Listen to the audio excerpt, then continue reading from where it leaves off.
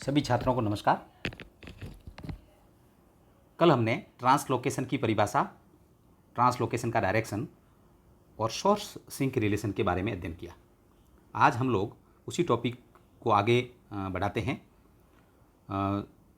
Translocation वाले topic में, translocation of organic solute वाले टॉपिक में मैकेनिज़्म जो है वो काफ़ी इंपॉर्टेंट है, सबसे महत्वपूर्ण है। तो हम आज ये अध्ययन करेंगे कि स्थानांतरण की जो क्रियाविधि, जिसको हम मैकेनिज्म ऑफ ट्रांसलोकेशन कहते हैं, कितने प्रकार की है या किन किन वैज्ञानिकों ने इसको समझाने का प्रयास किया है। मतलब जो भोजन बनता है पत्तियों में, वो पौधे के विभिन्न भागों तक किस प्रक्रिया द्वारा पहुंचता है। अलग अलग थ्योरीज दी गई है, तो एक एक थ्योरीज का हम अध्ययन करेंगे। सबसे पहली थ्योरीज है डिफ्यूजन हाइपोथेसिस। ये सबसे सिंपल विधि है और इसमें ये बताया गया है, इसको विसरण परिकल्पना कहते हैं। इसमें सीधा सा है कि इस मत के अनुसार जो कार्बनिक पदार्थों का जो स्थानांतरण होता है वो अधिक सांद्रता से कम सांद्रता की ओर होता है। कल हमने जो सोर्स सिंक हाइपोथेसिस जो पढ़ा था, उसमें ये बताया था कि जो सोर्स होती है, जिस सोर्स जो होता है पत्तियाँ, वहाँ पे भोजन का निर्माण होता है, सुक्रोज की कंसंट्रेशन ज़्यादा होती है, और सिंक जो उपभोग करने वाले भाग है, चाहे जड़ है या अन्य भाग है, वहाँ पे कंसंट्रेशन कम होता है। तो पत्तियों में प्रकाश संश्लेषण की सांद्रता से सुक्रोज की कंसंट्रेशन अधिक होगी और जड़ और इनमें इनकी कमी पाई जाती है। तो सिंपल डिफ्यूजन के हिसाब से जो भोज्य पदार्थ है वो अधिक सांद्रता से कम सांद्रता की ओर परिवहन करते हैं। तो इस विधि को पूर्ण रूप से नकार दिया गया था, क्योंकि कार्बनिक पदार्थों के परिवहन की जो वास्तविक दर है इस विसरण की दर से कई गुना अधिक होती है। सेकेंड जो थ्योरीज थी उसको हम लोग बोलते हैं एक्टिवेटेड डिफ्यूजन हाइपोथेसिस। फिलिस नामक वैज्ञानिक, मेसन एंड फिलिस ने 1936 में दिया। उन्होंने ये बताया कि जो कार्बनिक विलयों का जो प्रवाह होता है वो चालनी नलिकाओं, जिसको अपन सीव ट्यूब कहते हैं, उसमें जीव द्रव्य होता है और उसमें उसके द्वारा त्वरित होता है। तो चालनी नलिकाओं का जीव द्रव्य या तो विलय के जो अणु होते हैं उसको सक्रिय करता है, या इसको अपन कह सकते हैं उत्तेजित करता है, और विसरण की क्रिया जो होती है उस पर जीव द्रव्य का जो प्रतिरोध होता है उसको कम होता है। जैसे प्रतिरोध कम होगा, विसरण की दर है वो तेज़ हो जाएगी। तो इस थ्योरी को भी ज़्यादा मान्यता नहीं मिली, क्योंकि इसके मत में इस कोई प्रैक्टिकल जो अपन कहते हैं कि प्रमाण है वो उपलब्ध नहीं है। तीसरी जो सिद्धांत है उसको हम लोग बोलते हैं प्रोटोप्लाज्मिक स्ट्रीमिंग हाइपोथेसिस। दो वैज्ञानिक थे, डी व्रीज ने इसे प्रस्तावित किया था 1855 में, और कर्टिस 1935 ने इसे विकसित किया गया था। इसमें इस सिद्धांत में ये बताया गया कि विलय कणों का जो परिवहन होता है फ्लोएम में विसरण तथा जीव द्रव्य प्रवाह क्रियाओं का परिणाम है। जो भी मूवमेंट होता है कार्बनिक पदार्थों का, इसमें दो चीज़ें आपको याद रखनी है, एक आपको रखना है डिफ्यूजन और एक है जीव द्रव्य प्रवाह। ठीक है, कार्बनिक पदार्थ चालनी नलिकाओं में एक सिरे से दूसरे सिरे तक जीव द्रव्य प्रवाह द्वारा गति करते हैं। एक ही जो ट्यूब होती है उसमें जो मूवमेंट होता है वो जीव द्रव्य प्रवाह, जिसको हम लोग स्ट्रीमिंग कहते हैं, उसके द्वारा होता है, और एक चालनी नलिका से दूसरी चालनी नलिका में रंध्रों, जो पोर होते हैं, उससे विसरण द्वारा होता है। कैसे होता है इसको हम लोग डायग्राम से समझने का प्रयास करते हैं। ये एक डायग्राम बना रखा है। अब आप देखें कि यहाँ से लेके ये एक सीव सेल है और ये एक सीव सेल है। अब अपन देखें कि आप ये देखें कि शुगर जो मॉलिक्यूल है या सुक्रोज जो कैसे, उसको डार्क बिंदु के द्वारा दिखाया गया यहाँ पे, और वाटर के जो मॉलिक्यूल है उसको लाइट पॉइंट के द्वारा दिखाया गया। अब आप इसमें देखें ये एक सेल बना रखी है पूरी की पूरी, जिसको हम वो लोग चालनी कोशिका कह सकते हैं। चालनी कोशिका में आप देखें कि जीव द्रव्य जो जिसको बोलते हैं जीव द्रव्य प्रवाह स्ट्रीमिंग, वो लगातार हो रही है, और स्ट्रीमिंग के माध्यम से इस तरह से एक कोशिका में एक जगह से दूसरी जगह तक मूवमेंट होता है। तो इस मूवमेंट में क्या होगा कि चाहे अपवर्ड मूवमेंट हो रहा है, डाउनवर्ड मूवमेंट हो रहा है, उस मूवमेंट में साइटोप्लाज्म जो स्ट्रीमिंग है उसकी महत्वपूर्ण भूमिका देखें। आप इस पहले डायग्राम में आप देखेंगे ये जो डॉट डॉट लगे हुए हैं, इस डायग्राम में आप देखें नंबर फर्स्ट वाले में, इसमें जो शुगर के जो मॉलिक्यूल है वो ऊपर से नीचे की तरफ दिखा रहे हैं। यहाँ पे वापस देखें, शुगर के जो मॉलिक्यूल है, यहाँ पे शुगर के जो मॉलिक्यूल है वो ऊपर से नीचे की तरफ गति कर रहे हैं, और इस कोशिका में वाटर मॉलिक्यूल है वो नीचे से ऊपर की तरफ गति कर रहे हैं। तो एक कोशिका में एक सिरा, ये एक एंड हो गया, ये एक एंड है और ये दूसरा एंड है। तो इस एंड से दूसरे एंड तक जो गति है वो किस तरह से हो रही है, जीव द्रव्य प्रवाह द्वारा। और एक कोशिका से, जैसे मान लो पहले मैंने बताया एक नंबर 1 सेल है और ये नंबर 2 कोशिका है, चालनी नलिका, चालनी कोशिका। तो इसमें जो मूवमेंट होगा वो किस प्रकार से होता है, ये जो प्लेट होती है, इस प्लेट में पोर होते हैं और इस पोर में इसके मूवमेंट को बताया गया है। तो आप ये देखें, अच्छा दूसरे नंबर की कोशिकाओं में आप ये भी देखेंगे कि कुछ शुगर के मॉलिक्यूल ऊपर से नीचे की तरफ जा रहे हैं और कुछ शुगर के मॉलिक्यूल नीचे से ऊपर की तरफ जा रहे हैं। इसी प्रकार वाटर मॉलिक्यूल का भी मूवमेंट इसी प्रकार से हो रहा है। तो कहने का मतलब ये जो सिद्धांत है, ये डाउनवर्ड जो ट्रांसलोकेशन है, नीचे से ऊपर से नीचे, और अपवर्ड ट्रांसलोकेशन, दोनों को समझाने में कामयाब रहा है। इस जो सिद्धांत है इसके पक्ष में हम ये प्रमाण कर सकते हैं कि चालनी नलिकाओं में जीवद्रव्य जो प्रवाह है उसकी गति प्रमाणित हो चुकी है। और ये जो थ्योरी है वो बाई डायरेक्शनल मूवमेंट, जिसको हम बोलते हैं बाई डायरेक्शनल,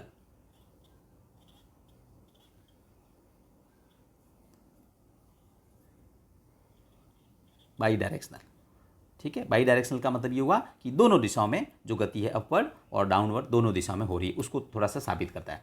फिर इसको थ्योरी को मान्यता क्यों नहीं मिलेगी कि जीवद्रव्य जो प्रवाह की गति है केवल युवा चालनी नलिकाओं में दिखाई देती है।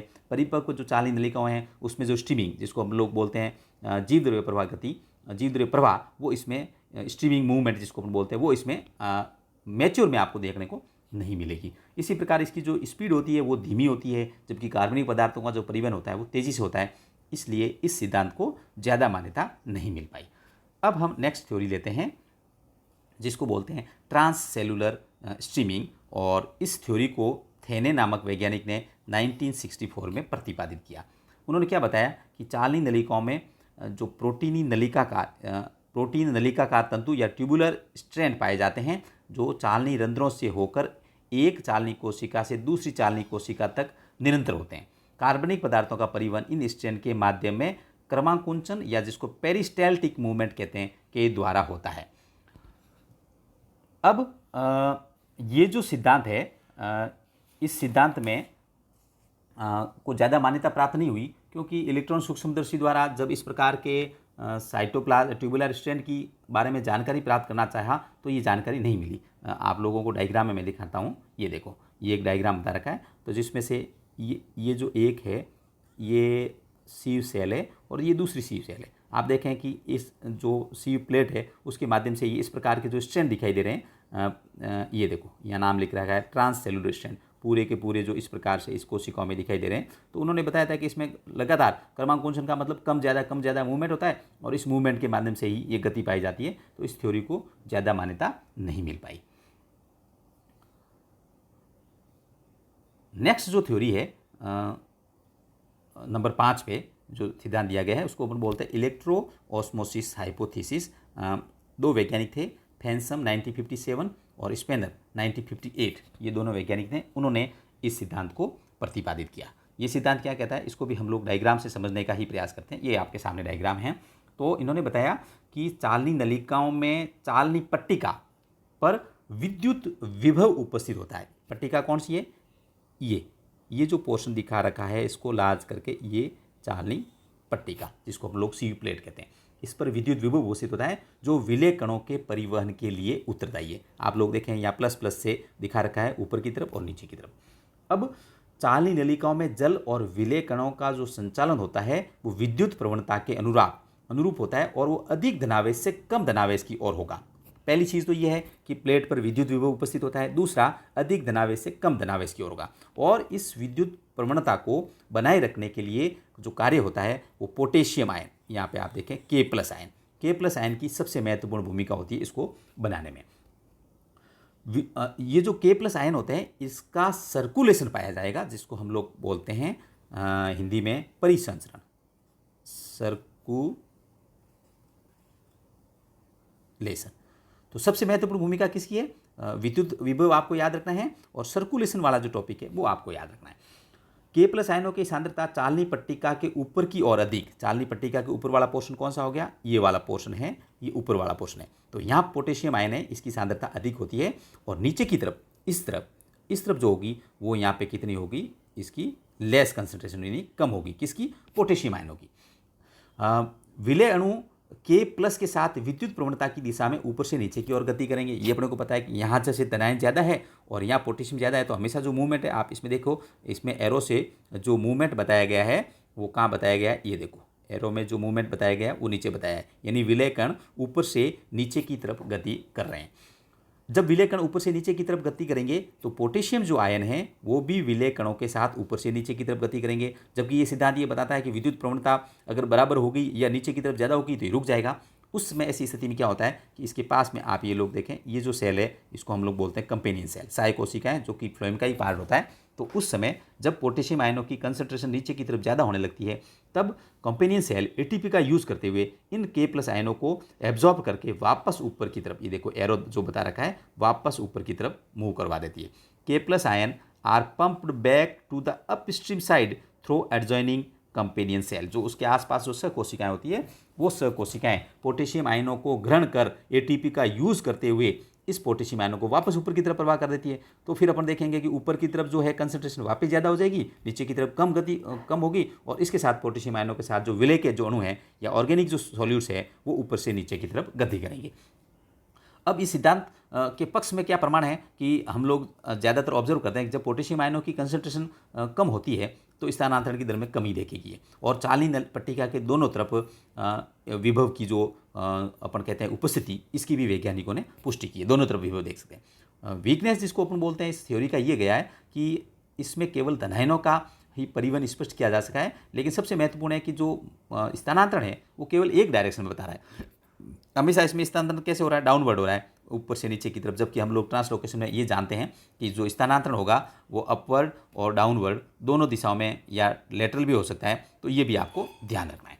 अब जो नेक्स्ट थ्योरी जो ले रहे हैं हम, सबसे महत्वपूर्ण है, जिसको हम लोग द्रव्यमान प्रभाव परिकल्पना या जिसको हम लोग मास फ्लो हाइपोथेसिस कहते हैं। थ्योरी के हिसाब से सबसे ज़्यादा इंपॉर्टेंट है। अगर शॉर्ट क्वेश्चन आता है तो इसी थ्योरीज को आपको समझाना है, क्योंकि इससे पहले जो सिद्धांत दिए गए उनको ज़्यादा मान्यता नहीं मिली। ये परिकल्पना जो है वो 1930 में मुंच ने दिया था, और उसके अनुसार कार्बनिक पदार्थों का परिवहन द्रव्य के रूप में होता है, जिसको हम लोग बोलते हैं मास के रूप में। उत्पादन और उपभोग अंगों के मध्य स्फीति दाब प्रवणता इस परिवहन के लिए उत्तरदायी है। आगे हम डायग्राम में भी समझने का प्रयास करेंगे, ठीक है। सोर्स में कार्बोहाइड्रेट का निर्माण होता है जो पर्ण मध्योतक कोशिकाओं में सुक्रोज के रूप में एकत्रित होता है। अब ये जैसा हमने कल सोर्सिंग रिलेशन में पढ़ लिया था। इससे पत्तियों की जो मीजोफिल सेल है उसका ऑस्मोटिक प्रेशर बढ़ता है तथा ये जाइलम में जल ग्रहण करती है, जिसके कारण इनका टर्गर प्रेशर बढ़ जाता है। हाई टीपी के कारण विलयन इन कोशिकाओं से चालनी नलिकाओं में प्रवेश करता है। पहले अपन थ्योरी पढ़ते हैं, फिर डायग्राम से इसको समझने का प्रयास करेंगे।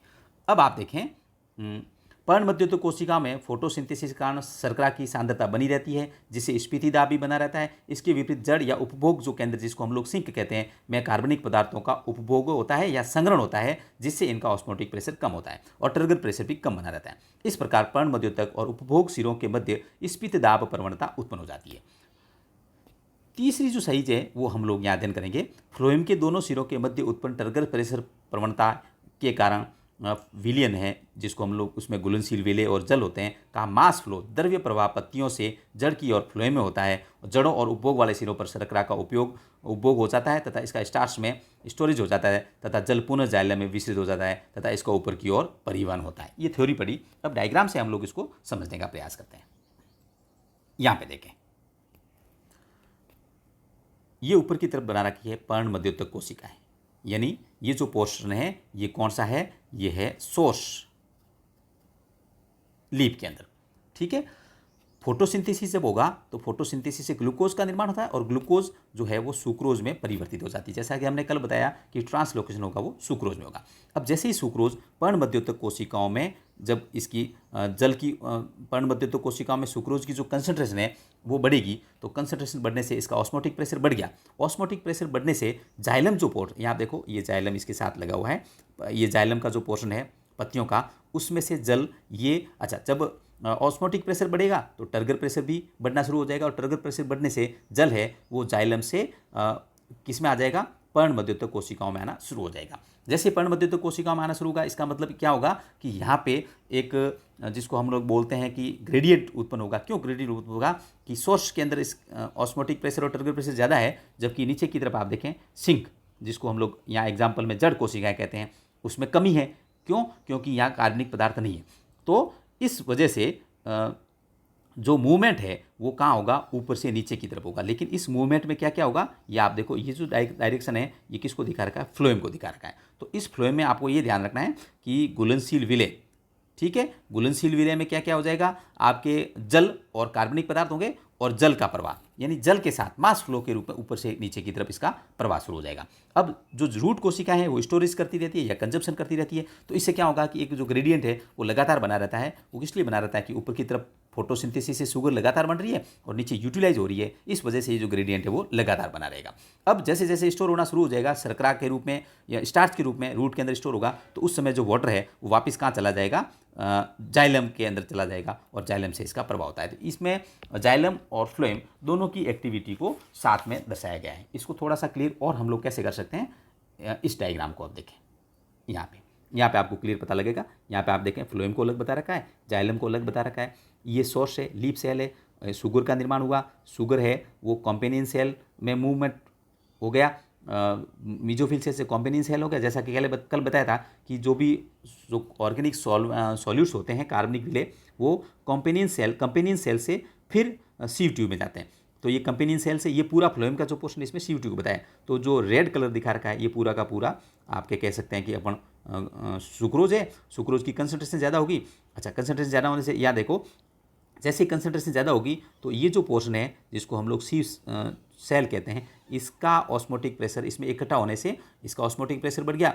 इसमें ऑस्मोटिक प्रेशर बढ़ने से जाइलम से ये वाटर ने से मूव शुरू कर दिया और वाटर के साथ साथ आप यहाँ देखें कि नीचे की तरफ कार्बनिक पदार्थों का स्थानांतरण शुरू हो गया। नीचे की तरफ ये आपको सिंक बता रखे हैं, रूट सेल में इसका यूटिलाइजेशन शुरू हो गया और वाटर वापस कहाँ मूव हो रहा है, जाइलम के अंदर वापस वाटर का मूवमेंट है वो शुरू हो गया। तो मास फ्लो हाइपोथेसिस को इस सिद्धांत के द्वारा हम लोग समझ सकते हैं। एक डायग्राम और है, इसको समझाने के लिए एक एक्सपेरिमेंट के रूप में हम इसको और एक्सप्लेन कर सकते हैं। कैसे कर सकते हैं, आप देखें 2 बल्ब लिए गए हैं इस डायग्राम में। आप देखें 2 बल्ब, ये एक बल्ब ए और ये एक बल्ब लिया बी। ए बल्ब जो है, दोनों बल्ब है वो सेमी परमिएबल मेम्ब्रेन से बने हुए हैं, मतलब एक एज ए सेल की तरह। ये जो सेल है उसमें जो सुक्रोज का सॉल्यूशन है, यहाँ पे देखें आप, ये सुक्रोज का सॉल्यूशन है, इसमें कंसंट्रेशन ज़्यादा है और बी के अंदर जो सुक्रोज की कंसंट्रेशन है वो लो है। ठीक है, अब इन दोनों को एक नली जिसको हम लोग बोलते हैं टी, ये देखो ये टी, इस टी से हम लोगों ने इन दोनों बल्ब को जोड़ दिया और इन दोनों को जल से भरे एक कांच के बर्तन में, जिसको अपन रिजर्वायर या डी कह सकते हैं, ये डी है, इसके अंदर रख दिया। ये वाला पोर्शन इसके अंदर अपन ने इस डायग्राम के अनुसार व्यवस्थित कर दिया। अब प्रसारण की जब क्रिया होती है तो जल बल्ब में प्रवेश करेगा, लेकिन आप ये देखें कि ए जो बल्ब है उसमें कंसंट्रेशन ज़्यादा है और जो बी है उसमें कंसंट्रेशन कम है। तो वाटर का जो मूवमेंट होगा वो ए में बी की बनिस्बत है, वो ए में बी की बनिस्बत है वो तेज़ गति से होगा, क्योंकि इसका ऑस्मोटिक प्रेशर ज़्यादा है और इसमें टर्बुलेंट प्रेशर भी ज़्यादा होगा। ठीक है, स्फीति दाब उत्पन्न होगा। इस कारण से ए का जो प्रवाह है, ए का प्रवाह इस नली के माध्यम से ए से बी की तरफ होना शुरू हो जाएगा और ये तब तक रहेगा जब तक कि दोनों की कंसंट्रेशन बराबर न हो जाए। अब यदि ये प्रवाह सतत रूप से अपने को बनाए रखना है तो बल्ब ए में शर्करा का सतत रूप से आना जरूरी है, क्योंकि अगर सतत रूप से नहीं होगा तो दोनों की कंसंट्रेशन बराबर होगी और बी से शुगर का बाहर निकलना भी बहुत ही ज़रूरी है। अब हम इसको मास फ्लो हाइपोथेसिस के हिसाब से कैसे समझ सकते हैं कि ये जो ए है, ये ए बल्ब है, ये आपका है लीफ जिसको हम लोग बोलते हैं सोर्स। ये जो बी है, ये बी होगी आपकी रूट सिंक। ठीक है, और इसमें जो टी है, ये जो टी दिखा रखा है, ये आपका हो गया फ्लोएम।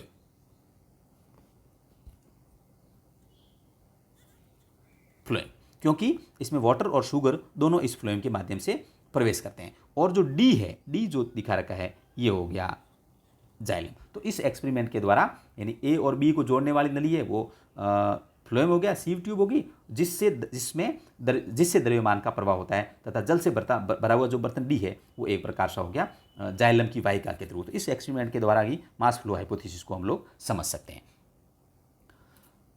अब इस सिद्धांत के पक्ष में और विपक्ष में कुछ प्रमाण है। पक्ष में प्रमाण ज़्यादा है कि तने के फ्लोएम में चीरा लगाने पर कटे भाग से तेजी से शर्करा युक्त रस निकलता है, जो प्रमाणित करता है कि फ्लोएम में विलेय और विलेय दोनों जो है विलेय और विलेय दबाव के साथ प्रवाहित होते हैं। क्योंकि अधिकांश पौधों की चालनी नलिकाओं में सांद्रता प्रवणता पाई जाती है और कार्बनिक पदार्थों के परिवहन की गति जो वास्तव में पाई जाती है केवल मास फ्लो हाइपोथेसिस के द्वारा समझाया जाता है। किसी और सिद्धांत के द्वारा हम लोग इसे एक्सप्लेन नहीं कर सकते। कुछ कमियां इसमें हैं कि इसमें परिवहन को केवल एक दिशा में बताया गया है। कुछ वैज्ञानिकों के अनुसार सिंक का ऑस्मोटिक प्रेशर सोर्स से अधिक होता है, लेकिन फिर भी पॉजिटिव पॉइंट इसके ज़्यादा है।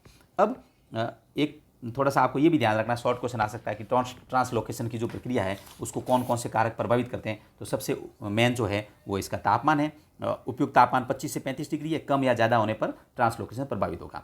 प्रकाश है, क्योंकि फोटोसिंथेसिस से संबंधित है, प्रकाश संश्लेषण की क्रिया द्वारा सीधी पत्तियाँ हैं फोटोसिंथेसिस करती है, और प्रकाश संश्लेषण से जो शर्करा की मात्रा होती है वो ट्रांसलोकेशन को प्रभावित करती है। ऑक्सीजन, रेस्पिरेशन, कई ऐसी थ्योरीज है जिसमें एटीपी की आवश्यकता होती है तो प्रभावित करता है। जो सांद्रता प्रवणता है, मेटाबॉलिक प्रोसेस है, मिनरल्स है और अन्य जो हार्मोन है वो इसको अपन कह सकते हैं कि ट्रांसलोकेशन को प्रभावित करते हैं। ये जो ट्रांसलोकेशन का टॉपिक हम लोगों ने 2 वीडियो के माध्यम से पढ़ा।